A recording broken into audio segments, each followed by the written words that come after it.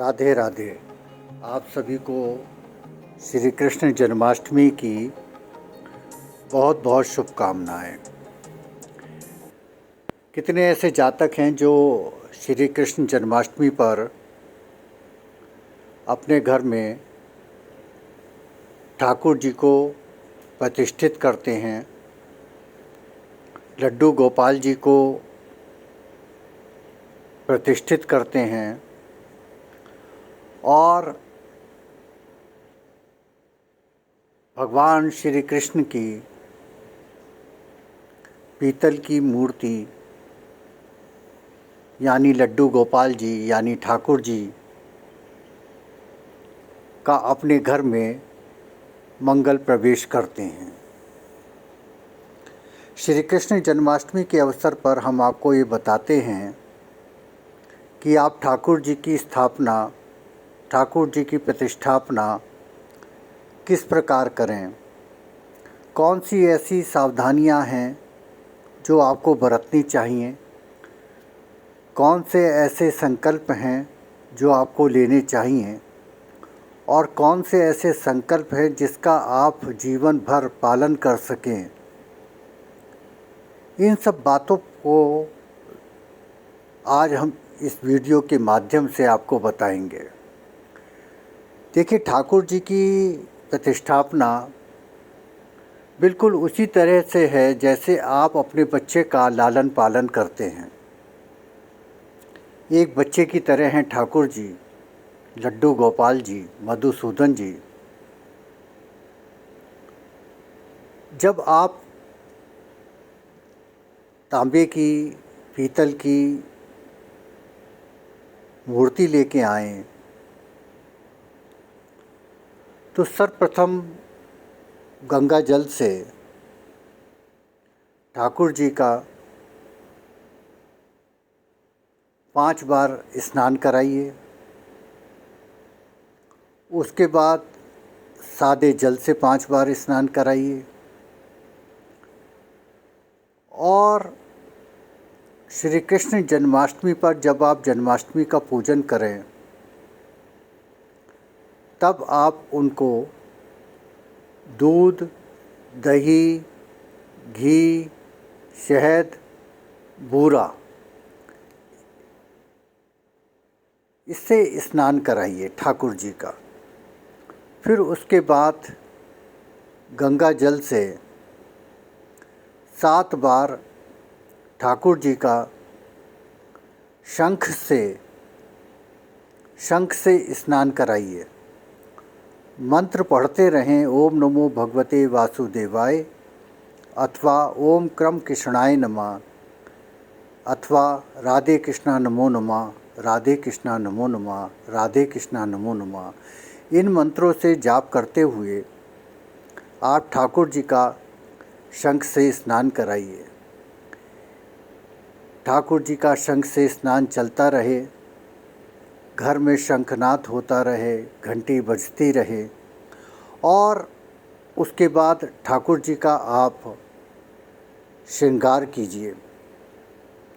पूरे मनोभाव से, पूरे प्यार से, भाव से, भक्ति से ठाकुर जी का श्रृंगार कीजिए।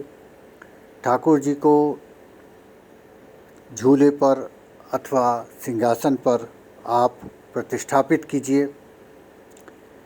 एक तुलसा दल ठाकुर जी के चरणों में रखिए और उसके बाद थोड़े से पीले चावल दाएं हाथ पर रखते हुए संकल्प कीजिएगा कि हे ठाकुर जी, आप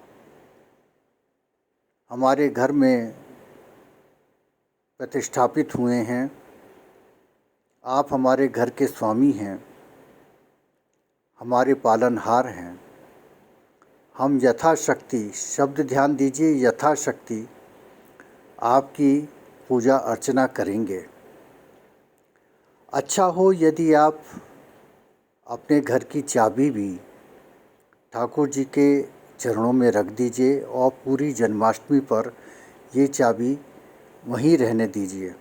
इसका अर्थ ये हुआ कि हमारे घर के स्वामी, हमारे घर के पालनहार आज से ठाकुर जी हुए। ये घर कैसे चलेगा ठाकुर जी आप जाने। यहाँ अब मैं आपको एक बहुत महत्वपूर्ण बात बताता हूँ कि कई बार क्या होता है कि हम देखते हैं कि हमारी माताएं बहनें ठाकुर जी को अपने साथ साथ लेकर जाती हैं। जहाँ भी जाती हैं वहाँ ठाकुर जी को अपने साथ लेकर जाती हैं। और कुछ ऐसे जातक होते हैं जो ठाकुर जी उनके घर में स्थापित होते हैं लेकिन वो लेकर नहीं जाते। ये आपके ऊपर निर्भर करता है कि आप किस प्रकार संकल्प करते हैं। अगर आप संकल्प करते हैं कि ठाकुर जी आप हमारे साथ साथ चलेंगे, हम जहाँ भी जाएंगे वहाँ आपको साथ साथ लेके जाएंगे, तो आप ऐसा कर लीजिए। और यदि आप ये संकल्प करते हैं कि हम कहीं आपको लेके नहीं जाएंगे लेकिन आप घर के स्वामी के रूप में हमारे घर में हमारी रक्षा कीजिएगा, तब आप कर लीजिएगा।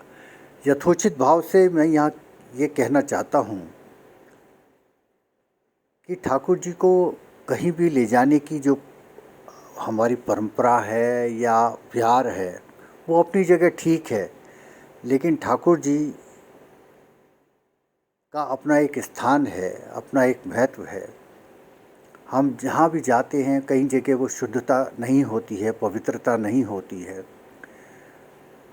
तो ऐसी दृष्टि में अच्छा विषय यही है कि आप ठाकुर जी को स्वामी मानकर अपने घर में प्रतिष्ठापित कीजिए।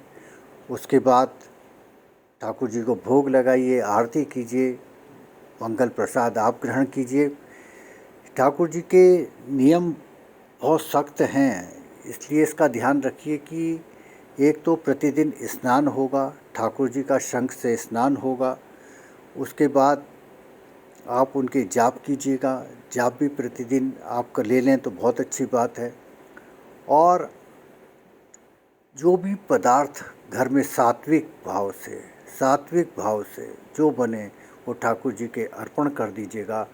ठाकुर जी को अपनी दृष्टि के सामने रखिए, अपनी दृष्टि नहीं, ठाकुर जी की दृष्टि के सामने आप रहिए और फिर देखिए ठाकुर जी कई घर पर कितनी कृपा होती है। उत्तर दिशा में ठाकुर जी को रखें तो बहुत ही अच्छी बात है। दृष्टि के सामने रखिए ठाकुर जी की। ये कुछ नियम हैं ठाकुर जी की। और ठाकुर जी के चरणों में आप जनेऊ रख के अगर आप पहन लेते हैं नवमी वाले दिन तो ये और भी अच्छा रहेगा, वरना उनके चरणों में स्थापित कर दीजिएगा। तो ये कुछ ठाकुर जी की प्रतिष्ठापना के नियम थे। ठाकुर जी की जिनके पास मूर्तियां हैं पीतल की और उनको ठाकुर जी को आप चाहते हैं कि चमकाएं तो दही नींबू से आप चमका सकते हैं, रेत से आप कर सकते हैं, जो आपकी श्रद्धा करे। मेरी मुख्य बात ये थी कि प्रतिष्ठापना कैसे की जाए। आप सबको बहुत बहुत जन्माष्टमी की शुभकामनाएं। नमस्कार, प्रणाम।